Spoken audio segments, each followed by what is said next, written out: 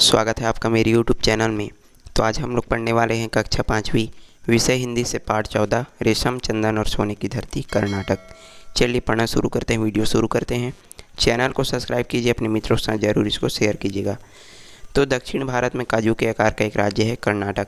तो ये जो राज्य है कौन सा? कर्नाटक। तो इसका आकार कैसा है? काजू के आकार का। काजू कैसा होता है? कुछ इस प्रकार से ये जो है काजू होता है। तो ठीक इसी प्रकार से ये जो राज्य है कर्नाटक उसका आकार है। आप जो है मैप में देख सकते हैं।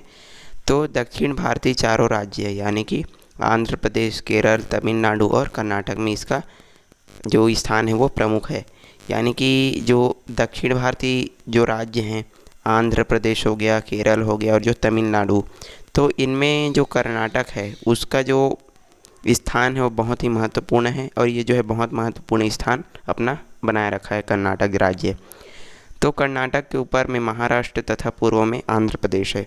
कर्नाटक के ऊपर यानी कि ऊपरी छोर में कौन सा राज्य है? महाराष्ट्र। और इसके पूर्व में यदि बात करें पूर्व दिशा में, तो इसमें है आंध्र प्रदेश। तो इसकी दक्षिणी सीमा केरल और तमिलनाडु से जुड़ी हुई है।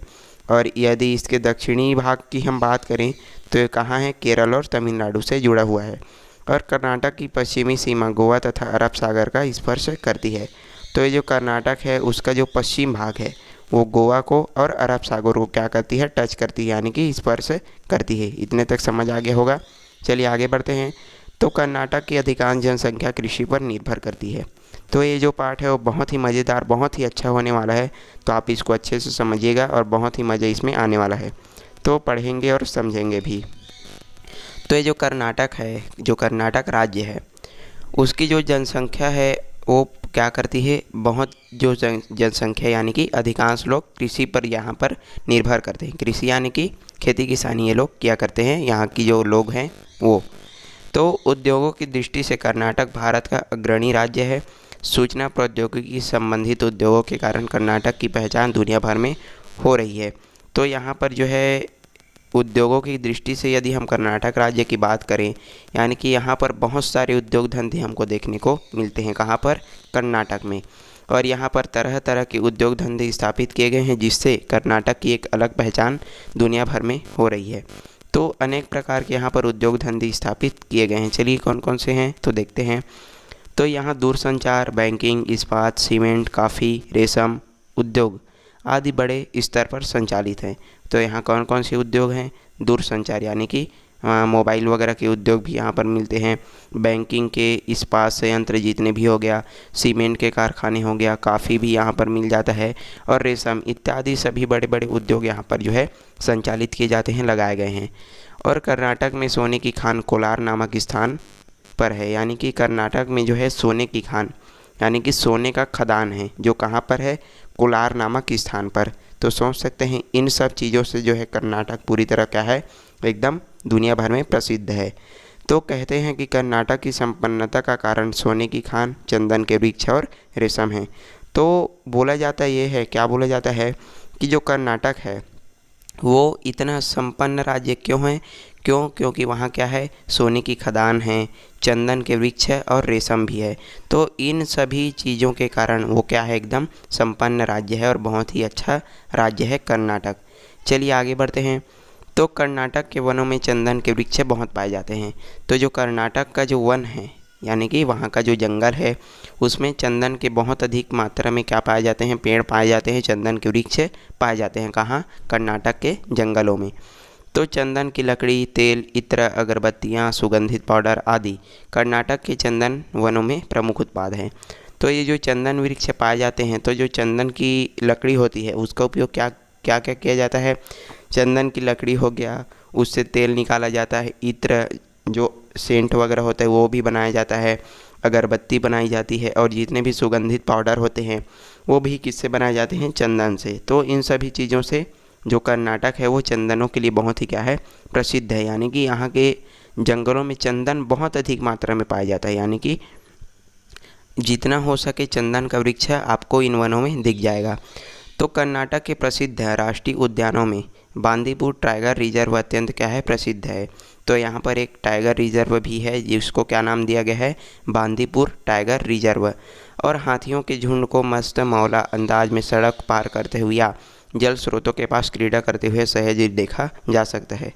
तो इसमें क्या होता है कि ये जो टाइगर रिजर्व है वहाँ पर क्या होता है, हाथियों का जितना भी झुंड है वो क्या करता रहता है, मौज मस्ती वहाँ पर करता रहता है और वो जो है सड़क वगैरह भी पार करते रहते हैं।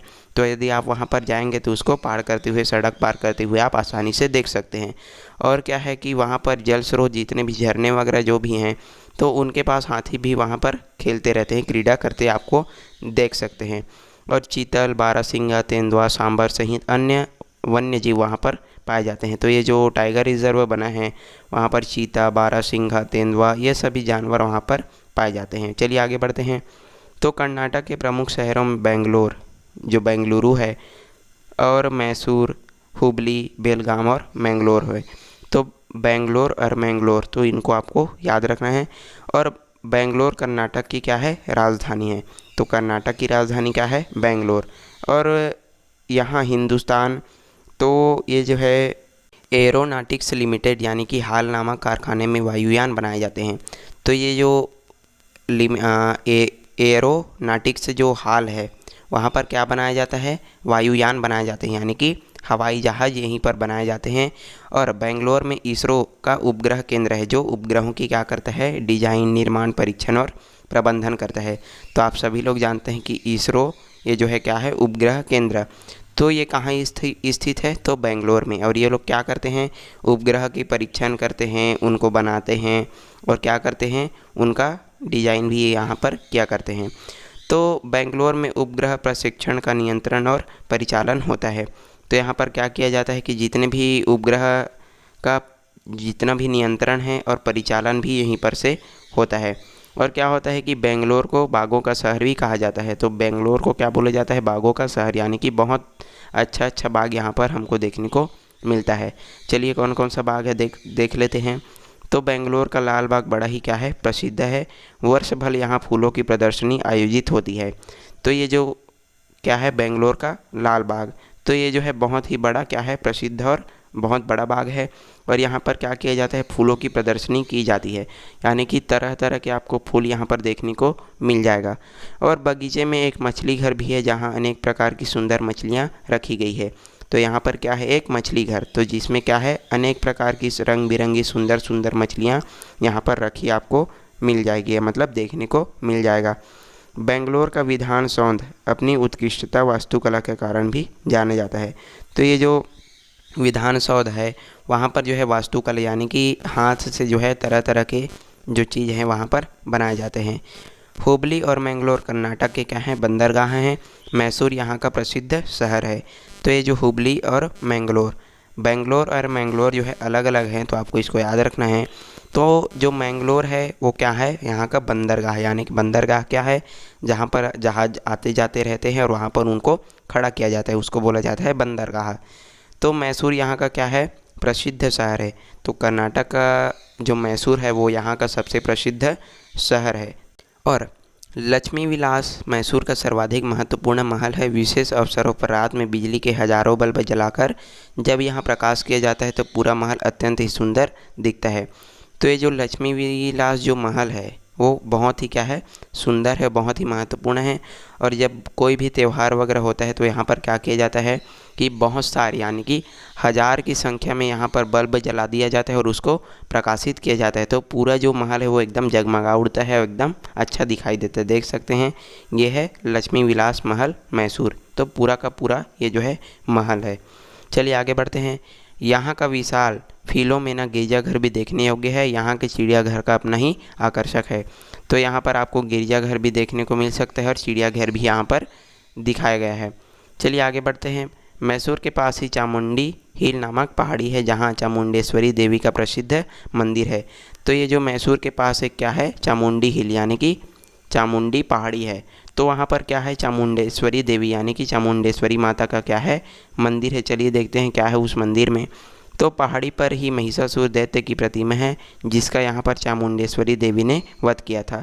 तो जो महिषासुर नामक जो दैत्य था, जो राक्षस था, उसका वध किसने किया था, चामुंडेश्वरी देवी ने। और ये जो महिषासुर का जो प्रतिमा है वो यहाँ की पहाड़ी पर बना हुआ है। और महिषासुर के नाम पर इस शहर का नाम क्या पड़ा, मैसूर पड़ा। तो महिषासुर दैत्य यानी कि महिषासुर राक्षस के कारण ही इस शहर का क्या नाम पड़ गया, मैसूर नाम पड़ गया। तो आपको इसको याद रखना है। चामुंडी हिल के रास्ते में नदी की विशाल प्रतिमा है जिसे एक बड़ी चट्टान को तराश कर बनाया गया है। तो यहाँ पर क्या है कि नदी की विशाल प्रतिमा, यानी कि चामुंडी हिल के रास्ते में एक नदी पड़ता है और उसको बीच चट्टान, मतलब वहाँ पर एक बड़ा सा चट्टान है, उसको तराश करके यहाँ पर बनाया गया है। देख सकते हैं ये है चामुंडेश्वरी मंदिर। तो कितना यहाँ पर बहुत अच्छा दिखाई दे रहा है। चलिए आगे बढ़ते हैं। तो मैसूर से 20 किलोमीटर की दूरी पर वृंदावन उद्यान स्थित है। अब चलते हैं वृंदावन उद्यान की ओर। तो ये कहाँ है, मैसूर से 20 किलोमीटर दूरी पर स्थित है वृंदावन उद्यान। तो इसकी शोभा निराली है। सुंदर रंगीन फूलों और फव्वारों से सजे इस बाग में संगीत की धुन पर नाचते रंगीन फव्वारों को देखने बड़ी संख्या में भीड़ जुटती है। तो यहाँ पर क्या होता है कि ये जो बाग है, वृंदावन उद्यान है, वो बहुत ही क्या है, एकदम सुंदर है। यहाँ सुंदर और रंगीन फूल और फव्वारे आपको देखने को मिल जाएगा। और यहाँ पर जो संगीत की धुन पर जो फव्वारे हैं वो नाचते हुए आपको दिख जाएंगे। कि उद्यान के एक और कावेरी नदी का विशाल कृष्णा राज सागर बांध है। तो यहाँ क्या है कि जो उद्यान है यानी कि वृंदावन उद्यान, तो उसी के बगल में कावेरी नदी पर स्थित क्या है, एक विशाल बांध है जिसका क्या नाम है, कृष्णराज सागर। तो मैसूर के पास श्रीरंगपट्टनम एक दर्शनीय स्थल है जो टीपू सुल्तान की क्या थी, राजधानी थी। तो यहीं पर क्या है, एक श्रीरंगपट्टनम एक क्या है, दर्शनीय स्थल है, यानी कि वहाँ पर जो लोग हैं वो देखने के लिए उसको जाते हैं। तो ये क्या था, जो टीपू सुल्तान थे उसकी क्या थी, राजधानी थी। यहाँ की प्राचीन भी रंगनाथ मंदिर एवं पुराना किला दर्शनीय है। तो अनेक प्रकार की चीज़ यहाँ पर आपको देखने को मिल जाएगा। यदि आपको इसका जाने का जो मौका मिले तो आप ज़रूर जाइएगा। चलिए आगे बढ़ते हैं। मैसूर से लगभग 100 किलोमीटर की दूरी पर जैन तीर्थ श्रवण बेलगोला में भगवान गोमतेश्वर बाहुबली की जो है 57 फीट ऊंची प्रतिमा है। तो यहाँ पर जो भगवान है उसकी 57 फीट ऊंची बहुत विशाल प्रतिमा है और जिसे एक चट्टान को काट करके बनाया गया है। तो ये जो चट्टान है वो पूरा किस मतलब ये जो प्रतिमा है, ये जो मूर्ति है वो कैसी है, चट्टान को काट करके इसको बनाया गया है, इसको तराश करके बनाया गया है। तो गोमतेश्वर मतलब जैनियों के प्रथम तीर्थकर ऋषभ देव के पुत्र बाहुबली का ही नाम है। तो ये जो गोमतेश्वर है वो किसका नाम है, जैनियों यानी कि जो जैन धर्म के लोग हैं उनमें ऋषभ देव के पुत्र बाहुबली का ही नाम है और वहीं बाहुबली की क्या है, प्रतिमा है। तो चलिए आगे बढ़ते हैं। और ये जो बाहुबली है वो बाहुबली वाला बाहुबली नहीं है, ये अलग वाला बाहुबली है। तो चलिए आगे बढ़ते हैं। 12 वर्षों में एक बार इस महामस्तिष्काभिषेक होता है, यानी कि यहाँ पर क्या किया जाता है, ये जो बाहुबली है उसका महामस्तिष्का मतलब इसका अभिषेक वहाँ पर किया जाता है। हम्पी में विजयनगर साम्राज्य के अवशेष हैं। यहाँ के विट्ठल स्वामी मंदिर, विरूपाक्ष मंदिर तथा हजारा मंदिर दर्शनीय है। तो अनेक प्रकार के मंदिर आपको देखने योग्य यहाँ पर मिल जाएगा। और हासन में उपग्रह नियंत्रण केंद्र है। तो यहाँ पर से उपग्रहों का क्या किया जाता है, नियंत्रण किया जाता है। कर्नाटक में अन्य दर्शनीय स्थल जोग प्रपात है जो भारत का सबसे बड़ा जलप्रपात है। तो यहाँ पर क्या है, जोग प्रपात नामक क्या है, जलप्रपात, जो भारत का सबसे बड़ा क्या है, जलप्रपात है। गुलबर्गा, बीजापुर और बीदर में प्राचीन क्या हैं, स्मारक हैं। तो ये जो जितने भी स्थान हैं उनमें प्राचीन स्मारक यानी कि पुराने समय की चीज़ें आपको देखने को मिल जाएगी। गोकर्ण, उडुपी धर्म स्थल, मेलुकोट तथा गंगापुर यहाँ के प्रसिद्ध क्या हैं, तीर्थ स्थल हैं। तो अनेक प्रकार की चीज़ें यहाँ पर आपको देखने को मिल जाएगी, दर्शनीय स्थल आपको देखने को मिल जाएगा। चलिए अब आते हैं यहाँ के लोगों के बारे में। तो कर्नाटक के पुरुष धोतरा यानी कि एक प्रकार की धोती पहनते हैं और महिलाएं साड़ी पहनती हैं। तो यहाँ के जो पुरुष होते हैं क्या पहनते हैं, धोती पहनते हैं, और यहाँ की जो महिलाएं हैं वो क्या पहनती है, साड़ी। और महिलाएं अपने जूड़े में फूलों का गजरा अवश्य लगाती हैं। आप टीवी वगैरह में देखे होंगे कि यहाँ क्या जो महिलाएं होती वो गजरा अवश्य लगा देती हैं। और यहाँ के लोग खाने में चावल और नारियल का प्रयोग अधिक करते हैं। सांभर तथा रसम चावल के साथ क्या किया जाता है, खाया जाता है। तो जितने भी ये लोग क्या करते हैं, खाने में जो है चावल और नारियल तो यहाँ पर बहुत अधिक मात्रा में प्रयोग किया जाता है। और सांभर भी यहाँ पर बहुत अधिक बनाया जाता है। मैसूर में दशहरे का उत्सव भारत में सबसे शानदार ढंग से मनाया जाता है और इस दिन राजा की सवारी हाथी पर निकलती है। तो यहाँ के जो राजा हैं उसकी सवारी किस पर, हाथी पर निकाली जाती है। और जो दशहरे का उत्सव होता है बहुत ही अच्छे तरीके से, बहुत ही धूमधाम से यहाँ पर जो है मनाया जाता है। देश विदेश से लाखों लोग इस अवसर पर यहाँ जमा होते हैं, यानी कि बहुत विदेश से भी, देश विदेश से भी जो लोग हैं वो इसके दशहरे को देखने के लिए आते हैं, जो मैसूर में दशहरा उत्सव मनाया जाता है।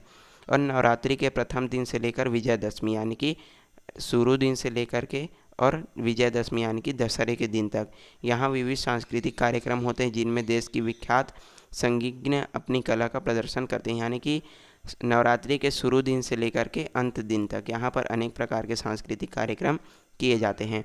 यक्षगान कर्नाटक का प्रसिद्ध क्या है? लोक नृत्य। तो ये यक्षगान क्या है? कर्नाटक का प्रसिद्ध लोक नृत्य है और जो पौराणिक कथाओं पर आधारित होता है और अभिनय के साथ इसको प्रस्तुत किया जाता है। और कर्नाटक में चंदन की लकड़ी पर की गई दस्तकारी, हाथी दांत के खिलौने और अन्य सामग्री क्या है? बहुत लोकप्रिय है। तो यहाँ पर जो है आपको जो दस्तकारी की जाती है किस पर? चंदन की लकड़ी पर, यानी कि उस पर हाथों से जो है कुछ कुछ बना दिया जाता है। हाथी दांत के खिलौने आपको देखने को मिल जाएगा। और यहाँ पर अन्य जो बहुत अलग अलग प्रकार की सामग्री सामान आपको देखने को मिल जाएगा। मैसूर के रेशम से बनी साड़ियाँ देश विदेश में क्या है? प्रसिद्ध है। तो ये जो मैसूर में रेशम की साड़ियाँ बनाई जाती है वो देश विदेश में क्या है? बहुत ही प्रसिद्ध है, देश विदेश में इनको पहना जाता है। और भारत का गौरव वृद्धि में कर्नाटक का महत्वपूर्ण स्थान है। तो इस प्रकार से जो कर्नाटक है वो बहुत ही क्या रखता है? महत्वपूर्ण स्थान अपना रखता है। और देख सकते हैं ये है आपका वृंदावन उद्यान, जिसको हमने पहले पढ़ा था। तो इस प्रकार से यह जो पाठ है वो समाप्त होता है। यदि वीडियो पसंद आए तो लाइक करें, अपने मित्रों के साथ जरूर इसको शेयर कर दीजिए। और यदि आप मेरे चैनल में नए हैं तो चैनल को जरूर सब्सक्राइब कीजिए। चलिए मिलते हैं अगले वीडियो में, तब तक के लिए।